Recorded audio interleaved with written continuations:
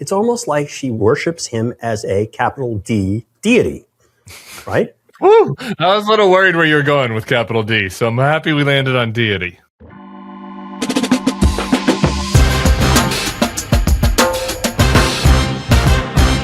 Hello and welcome to the Bulwark Daily. I'm your host, Tim Miller. Before we get to one of our guests, I've got two more favors. I did a favor earlier this week, and the response was overwhelming.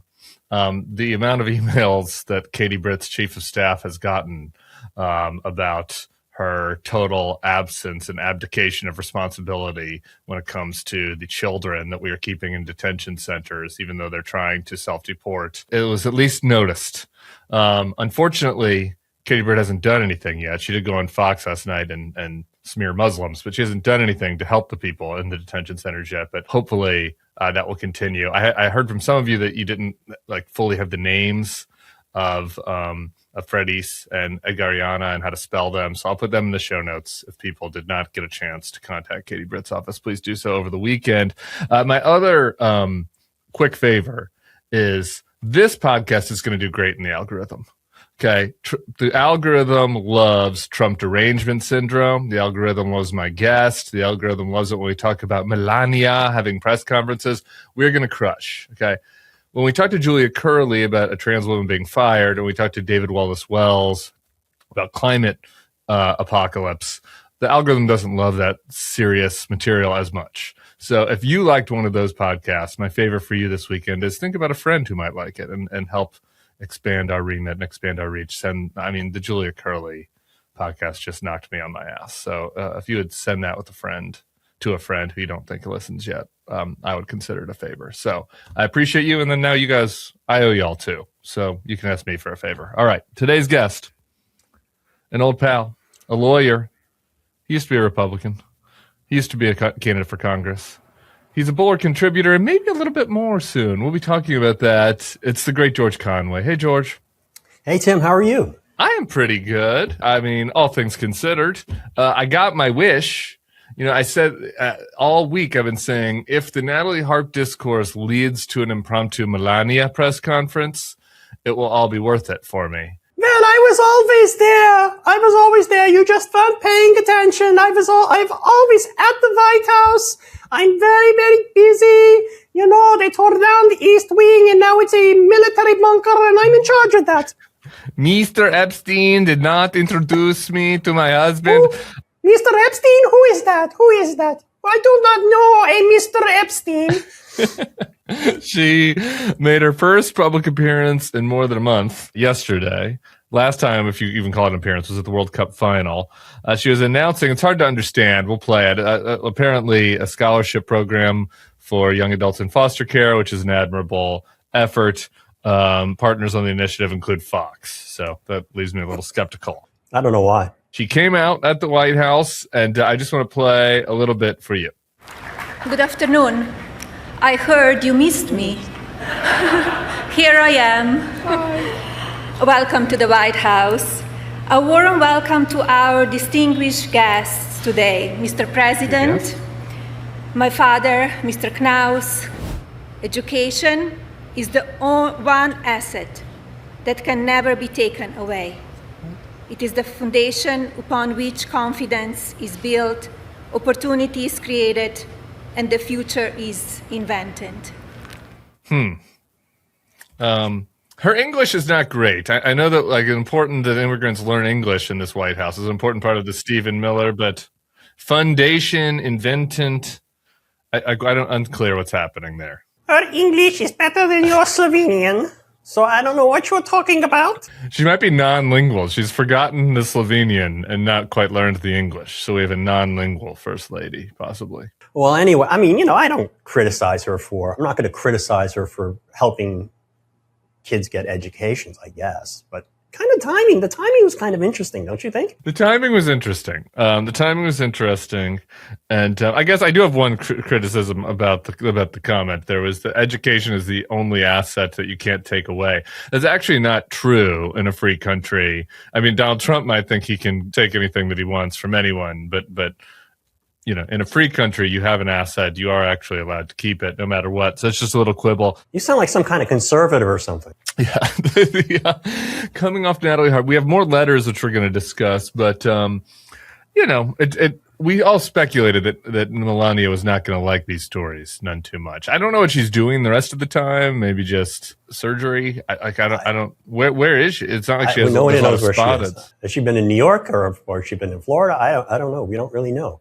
We need a Melania tracker. Do you want to do that job? Not really. Okay. But I'm sure the Bulwark has some people out there who would be willing to do that. Sacrifice. Yeah, we could find a volunteer. All right, so that's Melania. She's back. She's still working on English, and she's concerned about Donald's behavior. I think with all her free time, she could improve it. I mean, it's been 10 years that she's been the first lady. The letters from Natalie Harp that might have led to this press conference keep getting weirder and weirder. The Daily Beast has some of the long form love notes, seen some of the short form, and this one Haberman book. I'm going to read from a couple of points. I'm trying to decide which parts to do first. The running is the funniest one, so we'll start there. Yeah, make it dramatic, right? Make it dramatic. Several videos show Ms. Harp sprinting across great distances to keep up with Mr. Trump's golf cart as it putters around the course in Scotland. Simultaneously to that, the letter says this: "I'm also sorry if I was an embarrassment walking the course in Scotland." It's bore on the floor, is what this is. Oh, I got to see the video. We need the video. Please leak the video. Yeah. Some of the weirder parts, though, George, this is Natalie. "We could be out on the course with no machines and even forget what time it was. I didn't have to be a human printer. I could take time to enjoy good conversation and still get all my work done at the end of the day. In fact, I even had time to take long morning and evening walks to enjoy each sunrise and sunset, though I did forget to eat and sleep. With so much thinking time, I confess it did have a slightly negative effect at times that I know you picked up on. But the end result, I believe, will be worth it. You have the absolute right to cuss me out if need be when I deserve it, because no one knows or cares about me more. They say I could not have parted with you to anyone less worthy, and I will add, it is I who is unworthy." It's quite amazing. It is just a paean of worship. And there's a bit of kind of like an abusive relationship there, right? It just feels like, he trashes on her and then she does her best to throw herself back at him. I did not serve you well enough, master. And did you notice was there some interesting capitalization in that letter, or was it another letter that I saw? Yeah, this letter, the human printer was capitalized, sunset was capitalized. And then we get down to the end of this letter. I was saving this, but since you mentioned the capitalization, this is when the capitalization gets really weird. "Thank you for being my guardian, capital G, and protector, capital P, in this life.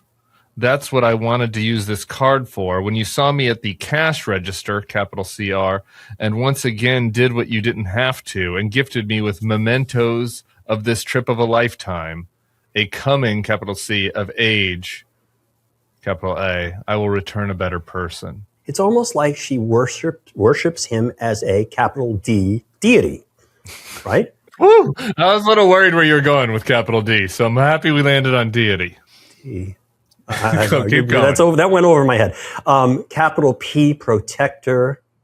What was the other one? What were the other capital ones? G, guardian. Guardian, protector, and then what was the cash register is interesting. Register. She went to Liberty University, and someone pointed out to me this morning that cash register has connotations in the evangelical community.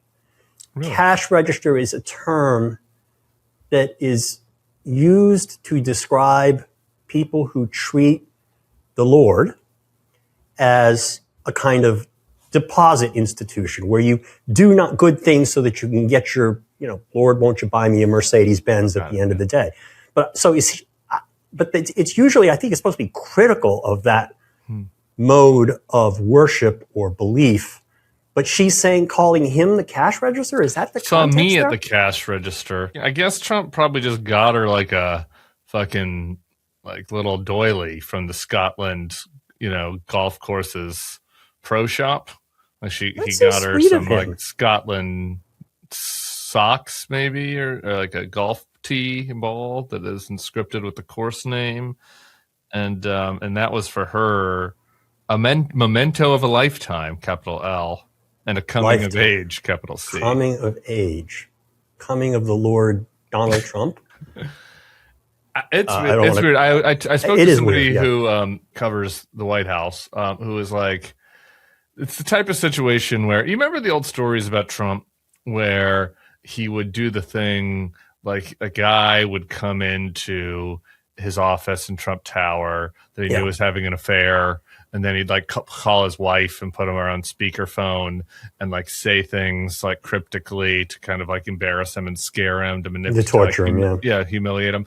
They're like, this is like the situation with Nat. Like, she's writing him these long love notes about how, you know, he is her sun and her moon, and for him, like, he thinks it's funny, you know, and it's like, you know, he could have a bunch of friends around and say, hey, Natalie, like, will you go poo in a bowl and then come bring it back to me? Ooh. And like, she would do that, you know, like, I think that's the type of situation. It is. It does seem that there is kind of that she's very subjugated in this relationship, that she's very, but the thing that also I'm wondering about is, where is this shit coming from? Like, you think she might be a Russian spy? I don't know. I'm asking that question without having an answer. It's a legitimate question, which I posed to you, the guru of Bulwark. Where the fuck is this? I mean, okay, so she writes these very personal, private notes. She doesn't presumably make multiple copies of them and hand them out to the rest of the White House staff. She hands them to him. So where are these copies coming from? Who is giving them to the Daily Beast? Who is quoting them to Maggie Haberman and Jonathan Swan? I've got a working theory on this. Yeah, I'd like to hear that working theory. I mean, you're supposed to be interviewing me and asking me questions. That's good. It's a podcast, George. It's a conversation. It's a two-way dialogue. It's a weekend pod. You know, I unbuttoned a button. We're getting loose. Yeah. I have on the microphone. And here's what I think. The Swan and Haberman book was very specific in noting that she leaves these for him. I think maybe there's something embarrassing about like handing him the letter. She's a little embarrassed.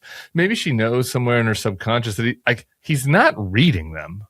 Like, Donald Trump doesn't read. Like they're very long. Like, we'll put the link in the show notes. You can look at the letters. They're very long. Like, there's no way in which he's reading these. I mean, Sam Stein was like, is she talking in code when she says cash register? And I was like, cash register is in paragraph 11. Donald Trump did not make it that far. So if there was a code, he didn't get it.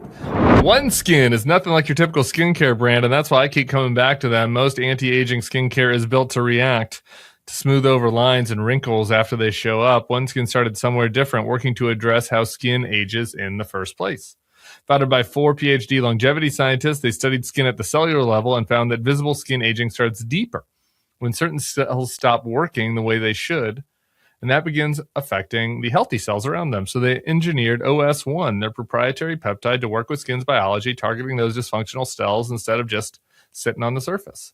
It's the foundation of every product they make. And what you see over time with their products is firmer, smoother skin, more tone and radiance, and visibly fewer fine lines for skin that both looks and acts younger. When I hear the word radiance, you know what I think about? George Conway's skin.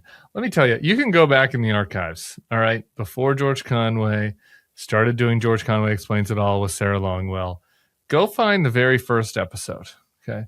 Before he had a sponsored skincare brand. Look at his skin.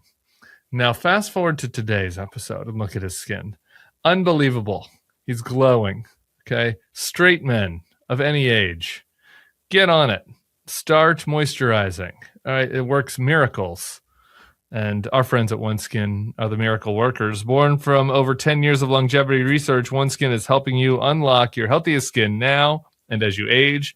For a limited time, try OneSkin with 15% off using code BULWARK at oneskin.co/bulwark. That's 15% off oneskin.co with code BULWARK. After you purchase, they'll ask you where you heard about them. Please support our show and tell them we sent you. What I think is happening is she leaves them around, and there are people in the White House that hate her because she is the conduit by which people get things to Trump and Trump gets things out. So she pocket vetoes shit, she prints out shit that they didn't want him to see, whatever. Like, my guess is Susie hates her. Caroline hates her. Yep. You know what I mean? They all hate each other. They're all very jealous of who has access to him. So that's what's happening. She leaves them around. One of them knows Trump isn't going to read it, picks it up, takes a picture, or just takes it for themselves. Right. And she's continually trying to fight the staff that's trying to keep her away from the president. Right? I mean, that's why she's jumping running in the trunk of the car. That's why she's jumping in the trunk of the car, running past after the golf carts and so on and so forth. I mean, it was really, it harkens back, and I say this with the disclaimer that I do not believe that these two have carnal wisdom of each other, because I just find that hard to believe in his current medical condition. I think she serves a completely different function, which we can talk about. It reminds me of the Monica Lewinsky episode, where in 98, if you recall, people in the White House basically knew that there was something on with this chick, Monica Lewinsky, and the president. And they were very suspicious of it. She was always around the Oval and at weird times. And so what happened in 1996 was that the chief of personnel in the White House, her name is Evelyn Lieberman, basically transferred Lewinsky out of the White House, seconded her, or I forget what the government term is, sent her over to the Pentagon to work in the press office, where she faithfully met someone else who worked in the press office at the Pentagon, one Linda Tripp, and the rest, of course, is history. That totally, completely backfired. But they they wanted her away from the White House. And in fact, I was one of the first people to hear, famously or infamously, the Linda Tripp tapes.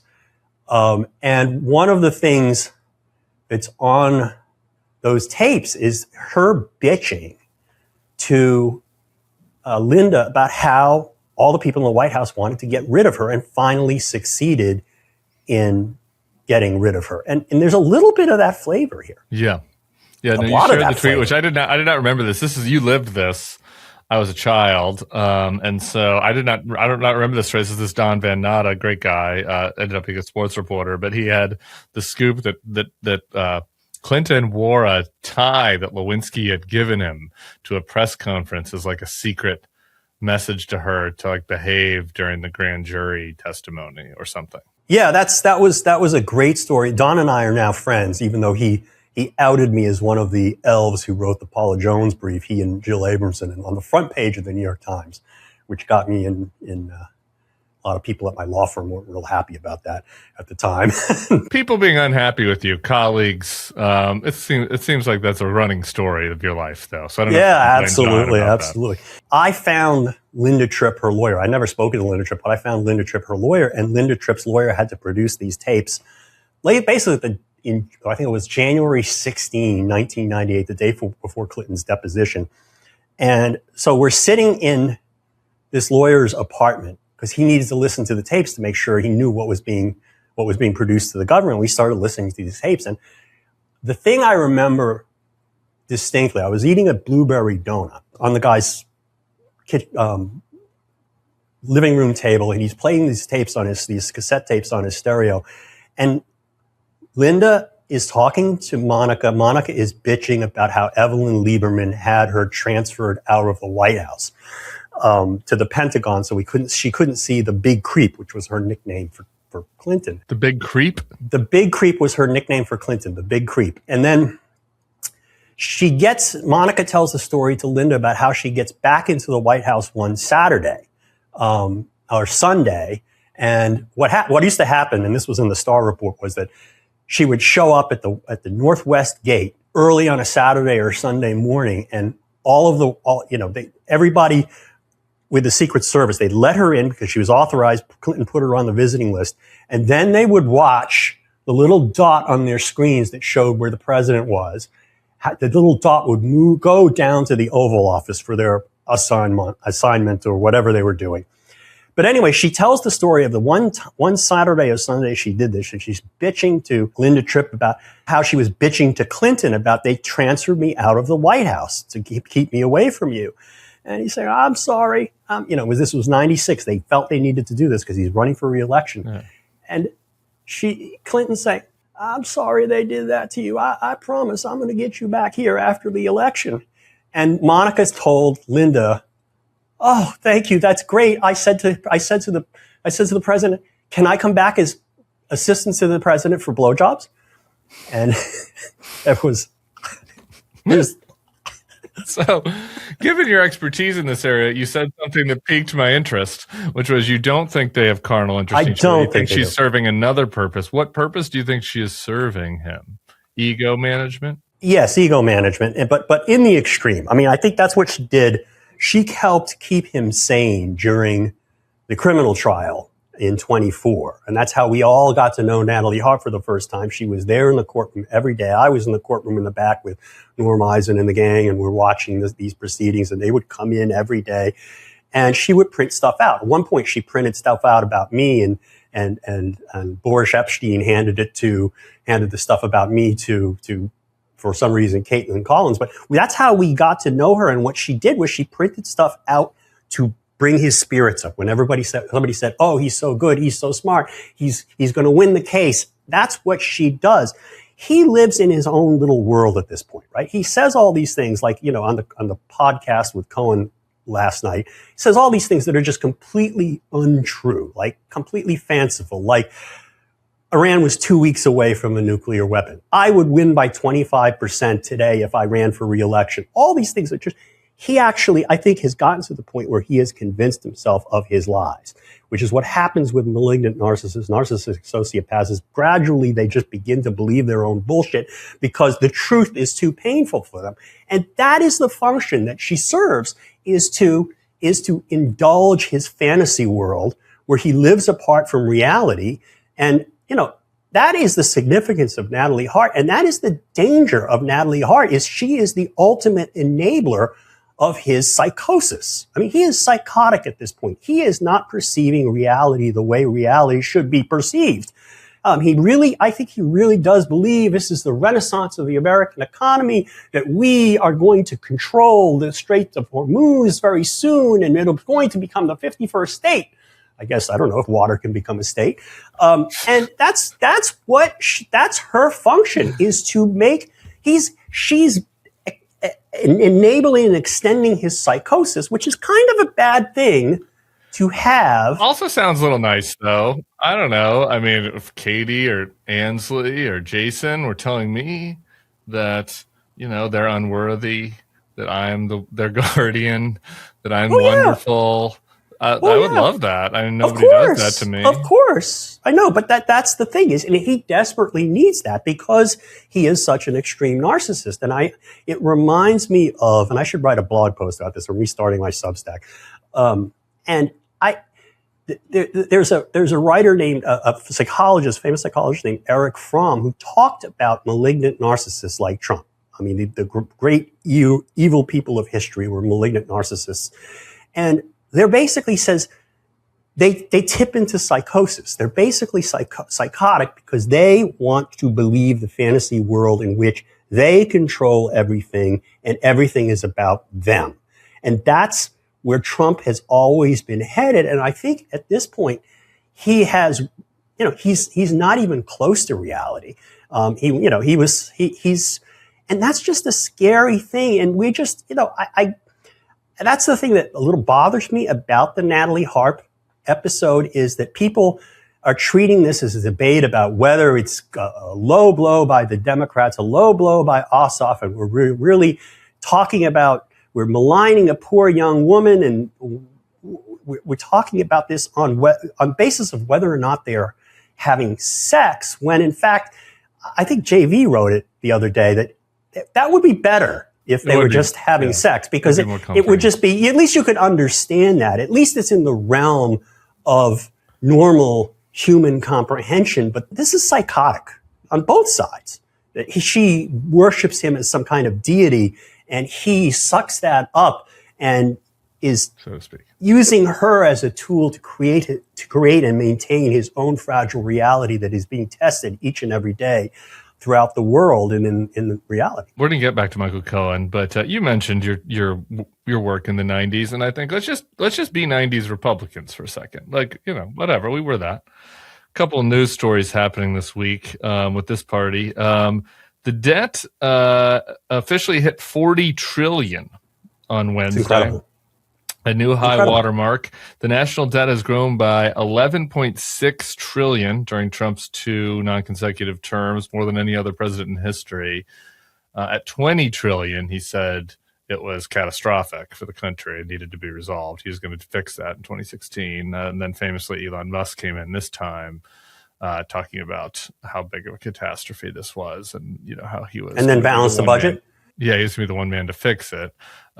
He ended up just killing a bunch of kids in Africa and then keeping us on the trajectory of the highest debt in history. How worried should we be about this? I think we should be extremely worried about this, particularly in an interest rate environment that is not favorable. I mean, the bond markets are tanking because interest rates are going up because people fear inflation. They don't trust our future anymore. And what happens is if you have more debt and the rate to refinance, as treasuries come due, the bond markets decide how much people are going to pay for treasury bills. And if they're willing to pay less and interest rates go up, the debt goes up because we're paying more and more interest on the debt. And that's what's happening. It's very much a downward spiral. And I think, we saw J.D. Vance pretty much acknowledge that the other day when he was saying, why do we want to be the planet's reserve currency anyway? Right. And people are fleeing the dollar. They're fleeing treasuries right at the moment where we need to sell treasury bonds to finance these massive deficits that go on. That's just an astounding thing. And so he is I think when Barack Obama left office, the national debt was something like 25 trillion. So in 12 years, 10 years, mostly because of him. I think it was like 20 even. I think it's double. Yeah, it was. No, I remember I used to, in one of the things I used to do on Twitter early on when I started going off on Trump was just posting. There's this account on Twitter called National Debt Tweets or National Debt Posts or something, and they basically every morning, every weekday morning or every day the market's open, they publish their estimate of what the U.S. debt is on any given day. And I used to tweet like, okay, here's what it was on January 20th, 2017, and here's what it is today. Today it's just astounding. It's just absolutely astounding. And it's very, very scary. My message for Democrats on this, because I do think that there is, this is stupid, but the country is stupid. I saw somebody posting the other day something like, you fiscal hawks have been warning about this since the 90s, that Social Security is going to become insolvent and that we're going to become Greece. It's like, well, no. Actually, in the 90s, people were mostly saying, around 2030, Social Security is going to come insolvent and we're going to be out, and things are going to be out of hand. And so we're coming up on 2030. But I think people are sick of hearing about it, and people don't think anything that it matters, and anything's going to be done about it anyway. And obviously, speaking of narcissists, the boomer and Gen X narcissists don't really seem to care about what it means for their children and the budget that they're going to lay for them. So what I think the Democrats should do, and how people who care about this should talk about it, is the bond market is complicated, but understanding what your mortgage rate is on your house is right. And just be like, look, guys, like whatever you think about the national debt, like if we keep these deficits going, like you're going to keep paying this high percentage on a new home. You're not going to be able to get a new home. You're not going to be able to downsize. Your kids aren't going to be able to get a home.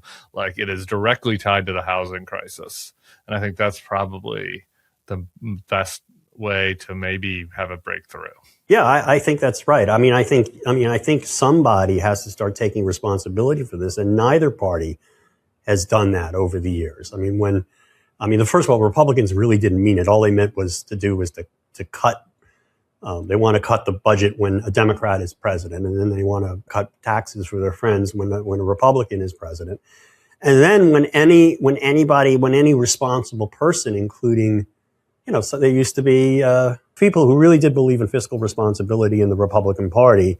When they would propose something, they would absolutely be skewered by the Democrats by saying, you want to to put children on the streets and so on and so kick forth. Granny off the cliff. Yeah, kick Granny off the cliff. And I think both parties overall over the last 50 or 60 years have really contributed to that, our inability to handle our fiscal responsibilities.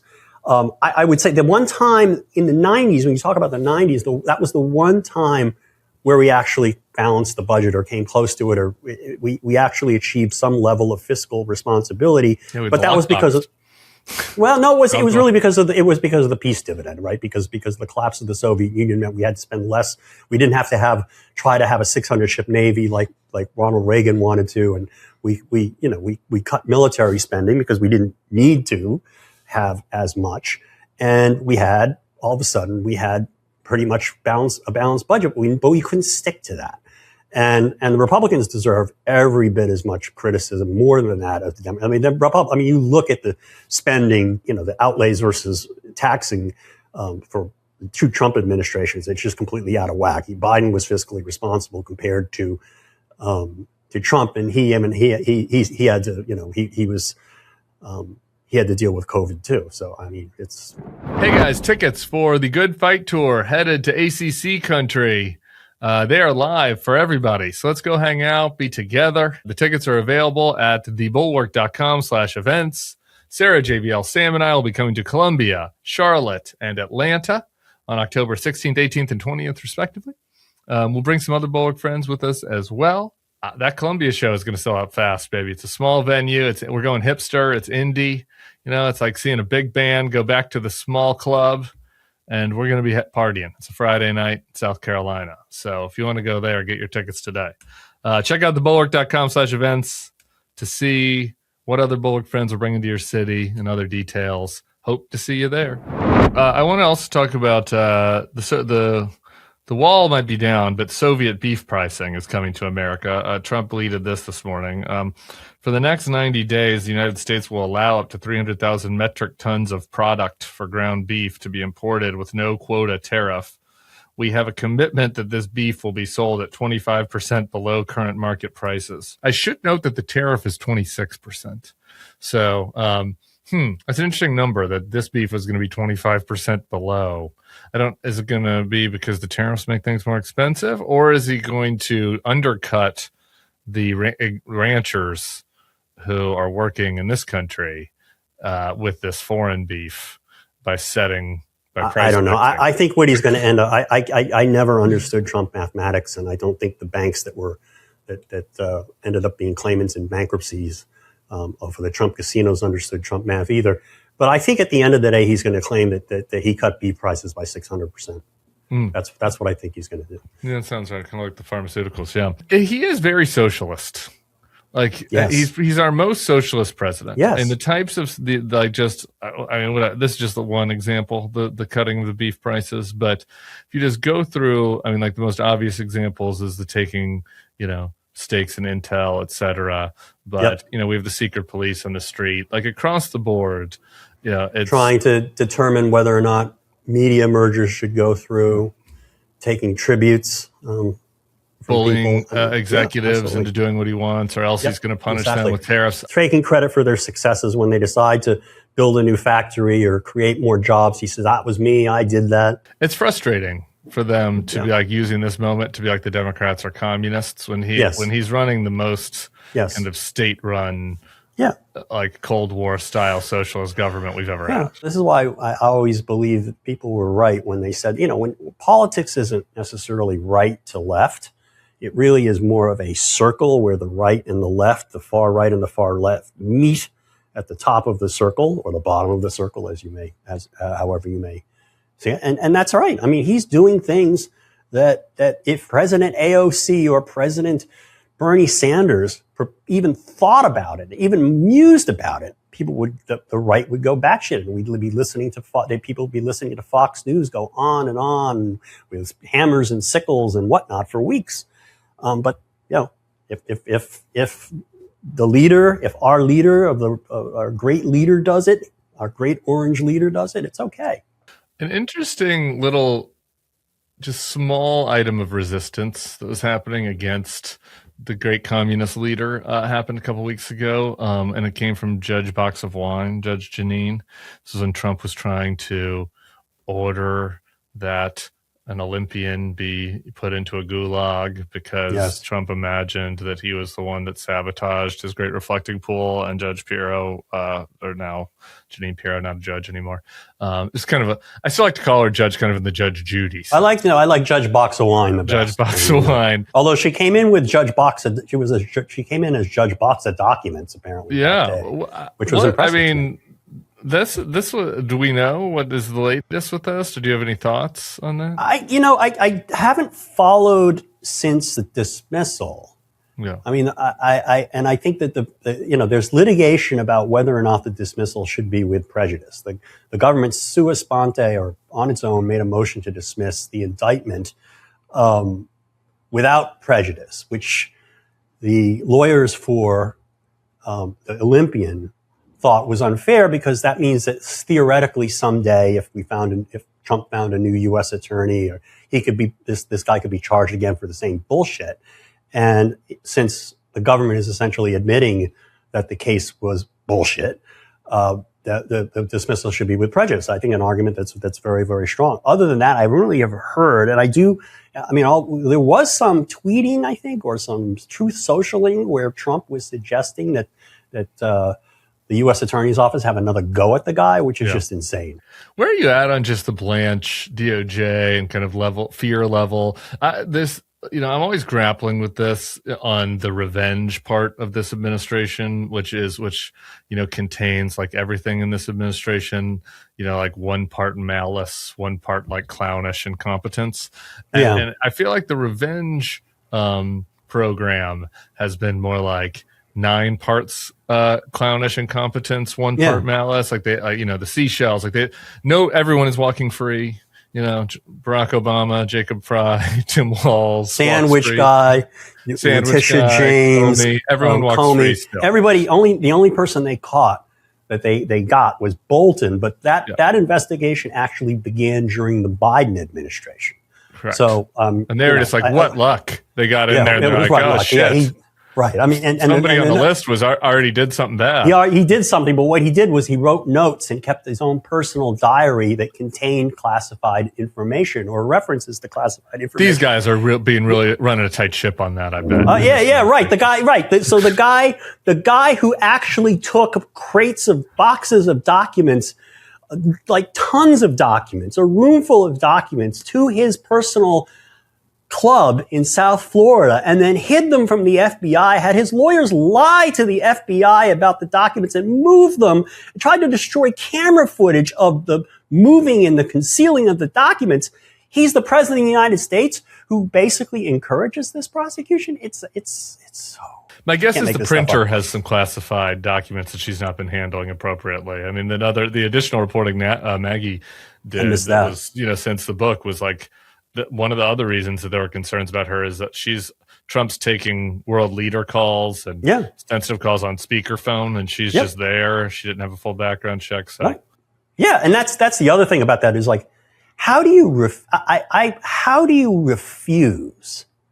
How do you go to work in the White House and refuse to have a background check? Repeatedly, she refused to undergo the background. She refused to fill out, I think it's the standard form 50 something that you're supposed to fill out when you apply for government. It does make you wonder. She comes out of nowhere. Her brother's like in Nicaragua, is like a left-wing freedom fighter. It's like was on CNN high as a kite, which is great. God love him. But it's like she comes out of nowhere. All of a sudden, she's around him all the time. I don't know. It's suspicious. Yeah, I don't think we've heard the last of this. Back to Blanche really quick, though. Like, what's your concern level, I guess, about the last 2 years when it comes to political prosecutions, all that? Well, I just think we're going to see more of it. I mean, Blanche clearly does not give a shit about the rule of law. He doesn't give a shit about whether or not the Justice Department is used as a kind of weapon by the president.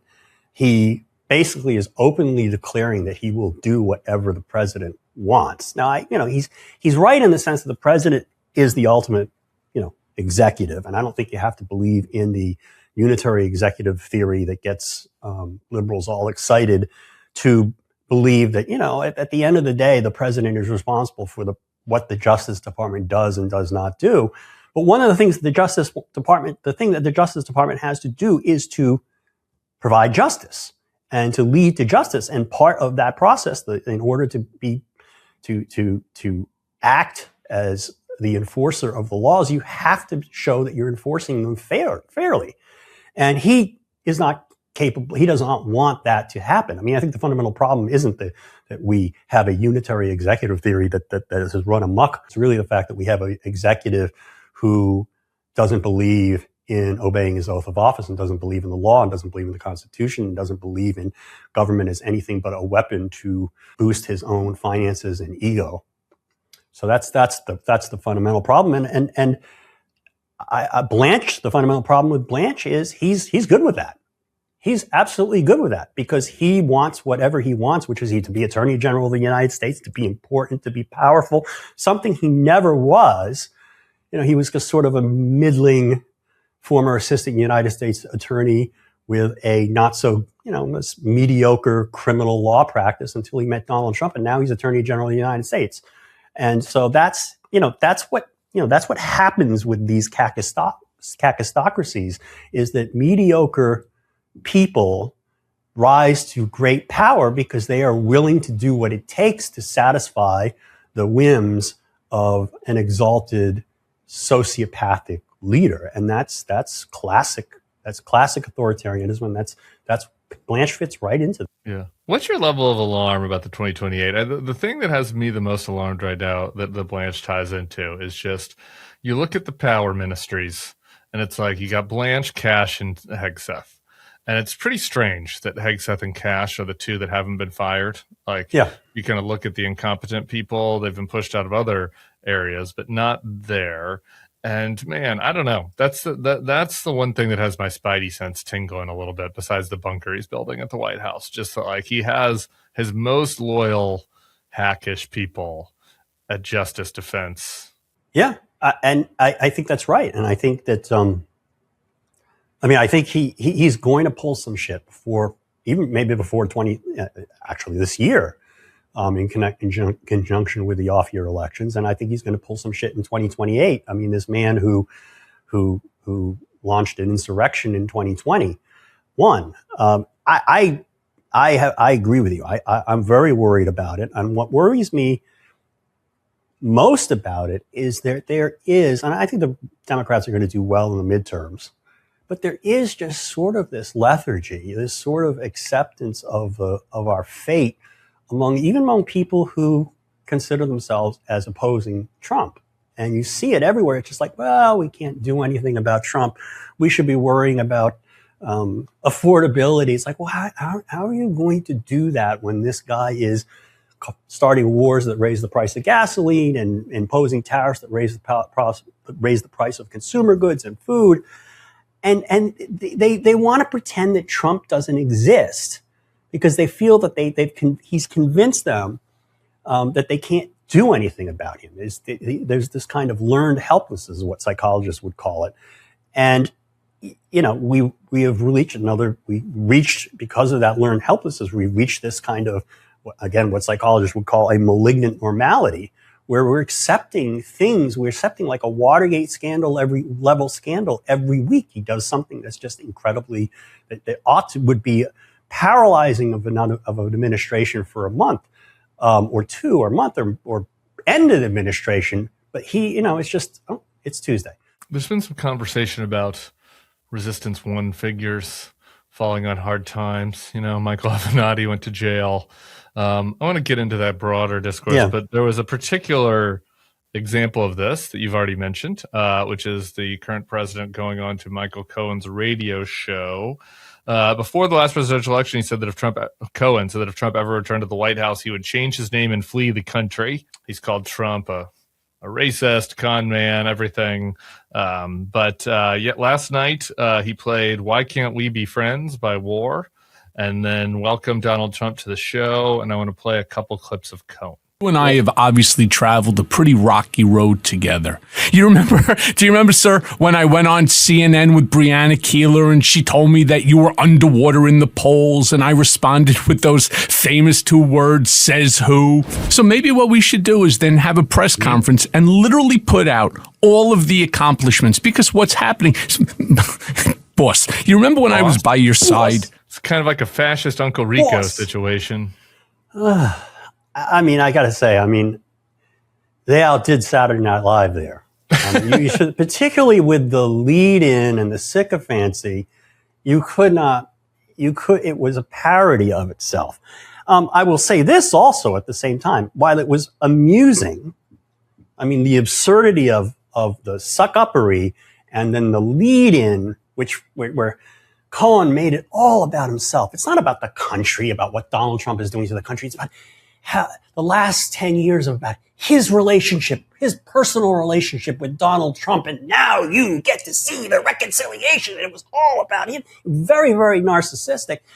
It was comical, yet at the same time, a few minutes into the interview, it was boring because Trump has this flat affect now. He's low energy Don, and he's just repeating the same bullshit over and over again. It's like, oh, they were 2 weeks away. Iran was 2 weeks away from a nuclear weapon. And then Cohen's like, wow, why don't you tell the world that? That's amazing. This is a new revelation for our program. He even said that on CNN yesterday that, oh, that's a really big revelation about Iran. It's like, no. They made that argument months ago and everybody laughed at it because it wasn't true. And then, Trump is saying, I would win by 25 points today if I were running for re-election, and the economy is in a new renaissance. We've got more jobs. It's better than ever. And Iran no longer has a nuclear program, and we're going to control the Strait of Hormuz. Huh? He's again, it's all very, very delusional. And the whole thing is just this exercise in reciprocal narcissism. What was interesting, I thought too, was there was an interview that Cohen did yesterday, late in the day, on CNN with Jake Tapper. And he basically admitted there, Cohen, he says, I haven't asked the president for a pardon, but he was he expressed great disappointment, which he has done in the past, with the fact that he applied for a pardon during the Biden years, and he had people like Jamie Raskin and Norm Eisen and lots of other people, liberals, saying that he deserved a pardon. And the Biden gullible liberals, because fuck them. Sorry, I don't know. Well, you did the crime, you do the time, Michael. He did the time. He did the time. So I don't really, it doesn't. Kinda. He was on an ankle brace in the house. Yeah, and he was denied the pardon, and then of course Joe Biden pardoned Hunter, and I can't say that Michael is completely wrong in being resentful of that. I think his completely being obsessed with that and being very angry and letting it rule his life is excessive. But he comes in with that attitude, and then he also feels tremendously exposed when his former boss becomes president again, because, my God, he's going to be high on the shit list. So he immediately starts pivoting, and I guess using feelers Tara Palmieri, I was on with her last night on Anderson Cooper's show. Tara Palmieri basically said that Cohen asked her for the president's phone number, because every journalist in town has it, and said, I know how to get back in his good graces. And he did. And the way it is that you listen to the guy and you pretend he's right and you say you're sorry. And they weaponize me too. The way they weaponize the government against you. It's so pathetic. It's just like a pathetic little lapdog. It's so degrading. He's like laughing. Yes. Remember when we did this? It's fucking embarrassing. But Trump eats it up. It works. I know, but why? But Michael, here's the thing. If I felt like Michael was pulling the wool over Trump's head and he was pretending and he's faking it and he was using Trump's narcissism against him, I would be against that. but I could accept Yeah. that. Whatever. This is a strategy. Right. I looked at that video. People can turn on the YouTube version, and he is giddy. He's like a giddy little Yorkie. What kind of dogs do you have? He's a corgi. I have a corgi. Like Corgis are more. Corgi. Yeah, corgis aren't giddy, but yeah, I see what you're saying. How much you like me? Please pat me. Please pat me. Please pat me. Yeah. But that's Michael Cohen. That's my point about Michael Cohen. I mean, look, you have two narcissists, right?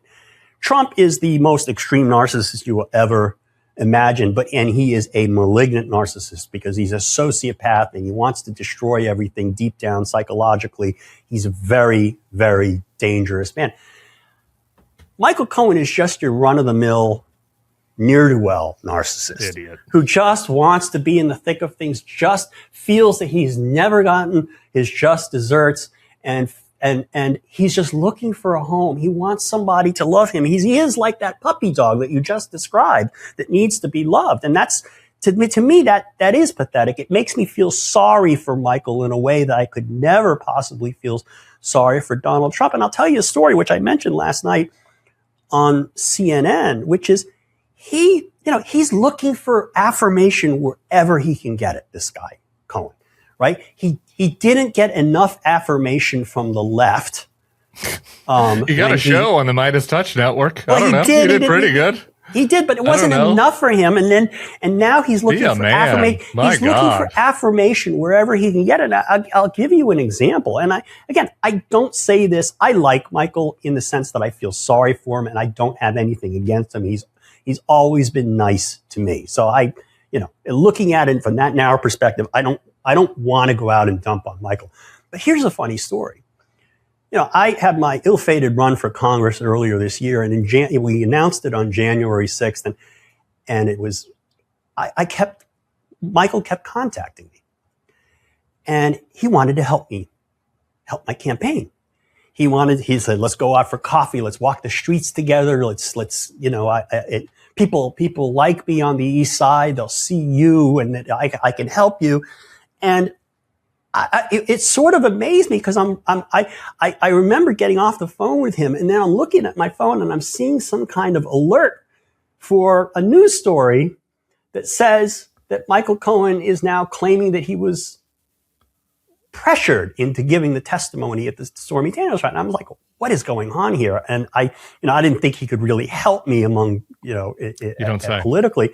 But I was very flattered and grateful that he was being nice, but it was totally weird because you could see him. He was in the middle of his pivot and he wants to help a guy whose basic platform is that the president of the United States should be impeached and removed and then prosecuted and sent to jail for the rest of his life instead of spending it on a Qatari donated 747 and in the White House in a ballroom.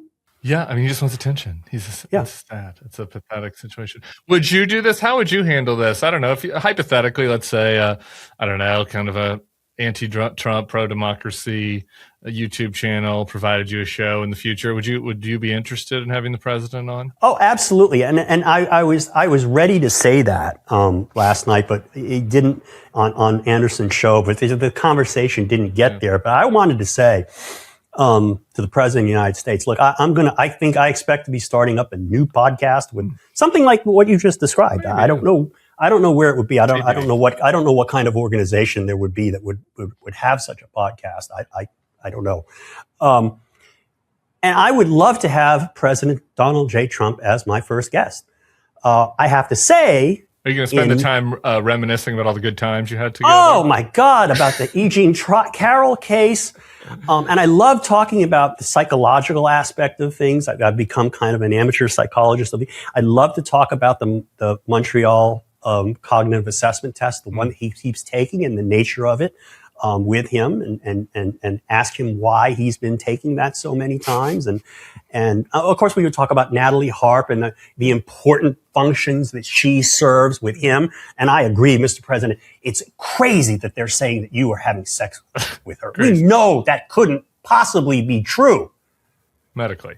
Yeah. Yes. Great. I hope that happens. We're rooting for it. Yeah. On the serious, just to close on a serious, what do you say? because I have some thoughts about this. I mean, there are some people. It was never like the hipsters that were the Trump resistance. Like there was always like a category of people, obviously the people on the right hated the resistance. There's always a category of people on the left that would like talk about this as a pejorative, Yeah. MSNBC resistance wine moms, right. And like all they do is Orange Man bad. And so after Alex Vindman, I've got nothing but love for lost, his Florida primary, they're lumping you in, they're talking about Cohen. There's a lot of people that are kind of saying like, resistance one is over, that didn't work or whatever. Like, what do you say to that critique? Well, I think, I don't know exactly what their theory of it is, but I do think there is something to be said for the proposition that people are exhausted by Trump, including people who oppose Trump, and they don't want to hear about Trump. And one of the things that I was fighting over the last several months, I had a lot of problems. One problem was like, look, to make an argument that you're not a politician, only a good politician can make that argument and win. But people don't want to hear about Donald Trump. Even people who say they despise Donald Trump, they do not want to hear about Donald Trump. They want to close the in, which I can't blame them because it's unpleasant. But it just gets us deeper into the hole. We're sleepwalking into it, into situations that get worse and worse, and we're getting more accepting of it. It's the narcissism, as you say, of the baby boomer and Gen X eras that people. They just like, I'm going to just focus on my own thing. I'm going to focus on my job. I'm going to focus on my social media. I'm going to focus on everything, ESPN. I'm going to focus on everything but politics. It's just a lot of noise.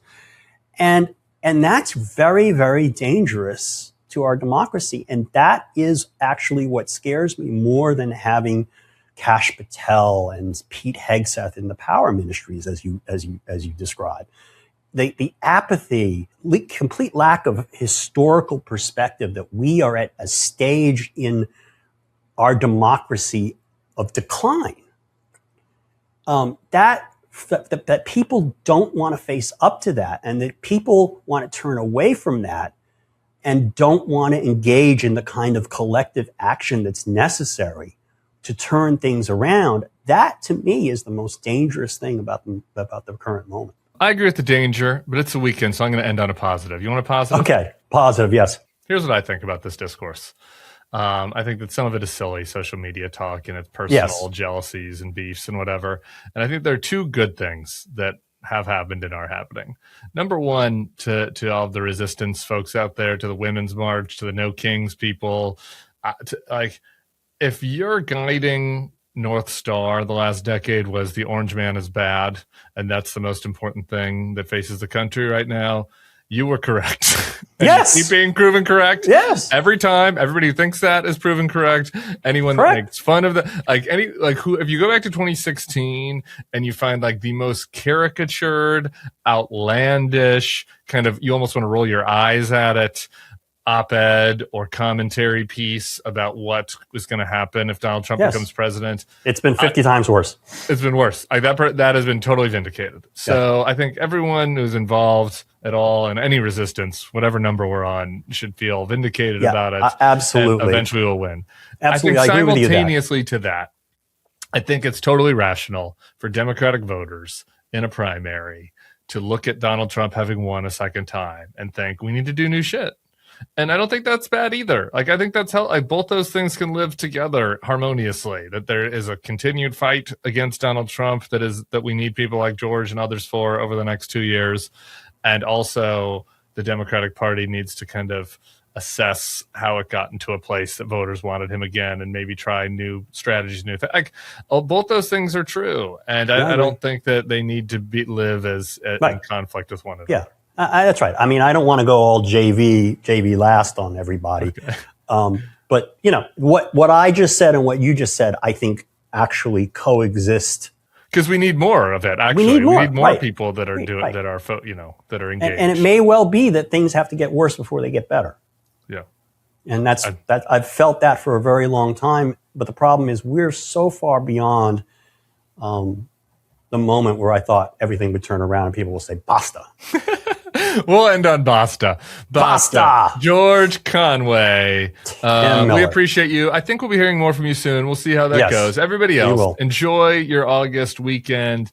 It's about back to school time. I had to send my girl back to school. It was emotional. Aww. And so enjoy, these final August weekends. We'll be back on Monday. Bill Crystal will be back.